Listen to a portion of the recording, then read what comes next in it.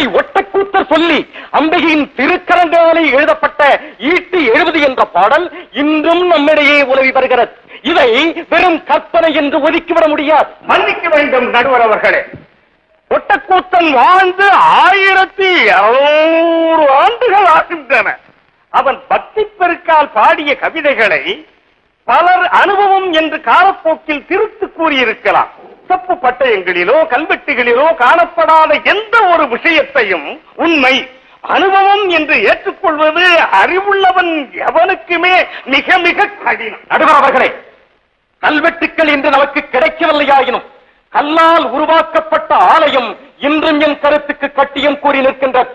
தெலுங்கிலே தியாகையர், கன்னடத்திலே புரந்தரதாசர், மலையாளத்திலே நாராயண பட்டத்திரிபாட் இவர்களைப் போன்று வடமொழியிலே தேர்ச்சி பெற்ற மாபெரும் கவிஞரான சதாசிவ பிரம்மேந்திரர் தன்னுடைய தெய்வீக அனுபவங்களை எல்லாம் பாடல்களாக வடித்து நமக்கெல்லாம் வழங்கியிருக்கிறார்கள். அவர் பாடியது வடமொழியில் தான் என்றாலும் அவர் நடமாடியது தமிழகத்தில் தான். அவர் ஜீவ சமாதி கொண்டது தமிழகத்தில் உள்ள நெரூரில் தான் என்பது அந்தருக்கு தெரியாது போலும். மன்னிக்க வேண்டும் நடுவர் அவர்கள். சதாசிவ பிரம்மேந்திரரை பற்றி எங்களுக்கும் தெரியும். அவர் பாடியதெல்லாம் முழுக்க முழுக்க கண்ணபுரானை பற்றித்தான் என்பதை தாங்களாவது அவருக்கு எடுத்துச் சொல்லுங்கள். பாவம். நடுவர் அவர்களே, பரிதாபத்துக்குரிய நண்பர் அவசரப்பட்டு விட்டார். பிரம்மஞானி சதாசிவ பிரம்மேந்திரர் முழுக்க முழுக்க பாடியது கண்ணனை பற்றித்தான். அப்படிப்பட்டவன் வாழ்க்கையில் கலியுக கண்கண்ட தெய்வமான மாரியம்மா குறுக்கிட்டு அந்த கவிஞனின் மூலமாகவே தனது எண்ணத்தையே நிறைவேற்றிக் கொண்டார்.